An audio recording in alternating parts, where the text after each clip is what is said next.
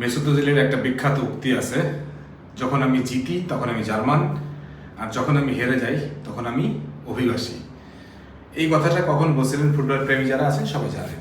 তো জামাল ভাইয়া সম্প্রতি যে পডকাস্টে বললেন যে আমাকে পাস দিত না, আমাকে অসহযোগিতা করতো। এতদিন ধরে আমরা যে সিন্ডিকেটের কথা বলে আসছি, অবশেষে সেই সিন্ডিকেটটা প্রমাণিত। বাফু এখন কি বলবেন? জামাল ভাই মিথ্যা বলছে? জামাল ভাই মিথ্যা বলতে পারে? কখনোই না। এই লোকটা দিনের পর দিন অবহেলিত হয়ে, অবহেলিত থেকেও এতদিন পরে তিনি মুখ খুললেন। এতদিন পরে তিনি আগেও বলতে পারতেন, বলেননি। এবং তিনি সেই যে পাস না দেয়া, তাকে সহযোগিতা না করা, তারপরে তিনি ক্যাপ্টেন হয়েছিলেন এবং তিনি অনবদ্য কিছু খেলাও উপহার দিয়েছিলেন আমাদেরকে। সো এই প্রবাসীদেরকে, মানে এই ডায়াসপোরাদেরকে যে বর্তমানে আমাদের বাংলাদেশের ফুটবলাররা অসহযোগিতা করে, সিন্ডিকেট একটা শব্দ আছে এবং সেটা আজকে প্রমাণিত। তো এতদিন যারা সিন্ডিকেট বিরোধী কথা বলতেন যে সিন্ডিকেট নাই, তারা সব কোথায়? তাদের মুখগুলো একটু দেখতে চাই। যদি পারেন দয়া করে একটু কমেন্ট সেকশনে মুখটা দেখাই যায়। আমরা বুঝতে পারি, আমরা মাঠে না গেলেও বুঝতে পারি যে সিন্ডিকেট কিভাবে তৈরি হয়। দেখেন, আজকে আমি বিশ্বের কয়েকটা দেশের উদাহরণ দিব, যেসব দেশে এই সমস্যাগুলো ছিল, কিন্তু সেগুলোকে আমরা সিন্ডিকেট বলি না, সেগুলোকে আমরা বলি কালচারাল বা মাল্টিফাংশনাল বা মাল্টি ল্যাঙ্গুয়েজের বিভিন্ন রকম সমস্যা ছিল, সেগুলো তার সেসব ফেডারেশন কীভাবে কাটায় উঠছে সেগুলো উদাহরণ দিব। তারপর বাফুফে কী করবে, কী করা উচিত সেগুলো নিয়ে কথা বলবো। প্রথমে যদি ফ্রান্সকে দিয়ে বলি, করিম বেনজেমা যখন মানে ওই যে ডায়াসপোরা মানে প্রবাসী খেলোয়াড় হিসাবে যখন আসে, তখন ফ্রান্স টিমে সে একটা গ্রুপিংয়ের মধ্যে পড়ছিল সিনিয়রদের মাধ্যমে, এবং ভালবুয়েনা সে ব্ল্যাকমেলের শিকারে ছিল। সব কিছু মিলায় তখন করিম বেনজেমা প্রায় 7-8 বছর সে জাতীয় দলে খেলতে পারেনি, খেলেনি, শুধুমাত্র এই জামাল ভাইদের যেই এরকম গ্রুপিং, এই ধরনের গ্রুপিংয়ের কারণে। বড় বড় উদাহরণ আছে।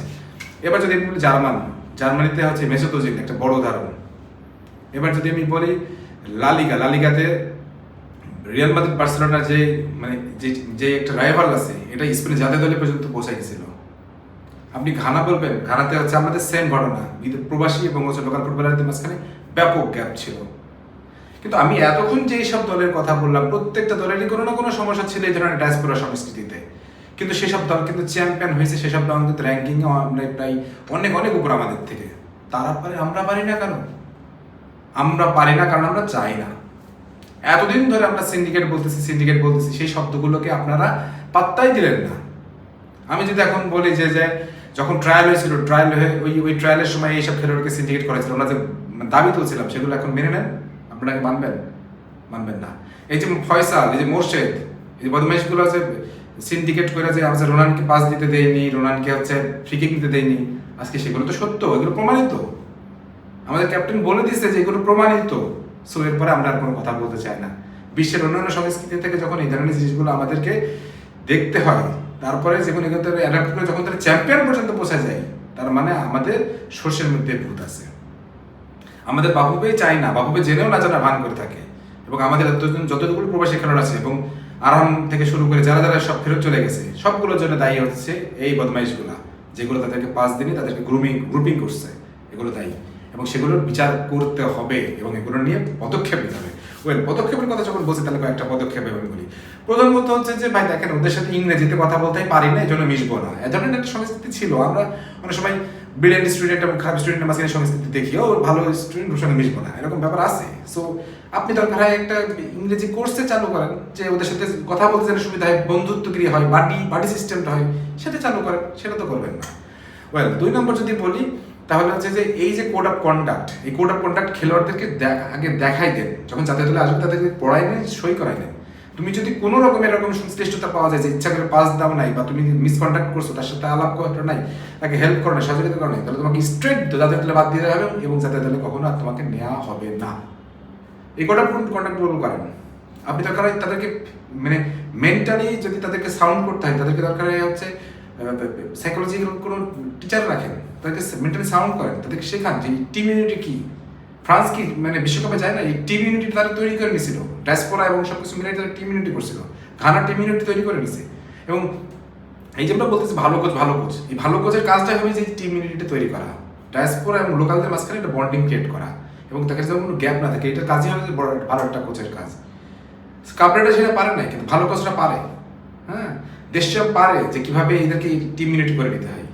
হ্যাঁ, স্কালনি পারে, তারপরে আনচেলত্তি পারে, তাদের এই যে এই জিনিসগুলো আছে। সো এখন যে আমরা কোচ খুঁজতেছি, সো এখন আমাদের মনে হয় আর একটু কোচের অ্যাড করে দিতে হবে, যে তারা মেন্টালি কোচ যেন তাদেরকে বলে যে তোমরা একটা দেশ, তোমরা একটা ইউনিট, একভাবে খেলতে হবে, এখানে কোনো ডায়াসপোরা বা লোকাল বলে কোনো সংস্কৃতি নাই। এই জিনিসগুলো করতে হবে। আরও অনেক কিছু আছে বাবু, আপনি আমাকে ডাকেন, আমি আপনাকে বলে দিতে পারবো যে এই জিনিসগুলো করেন তাহলে ঠিক হয়ে যাবে।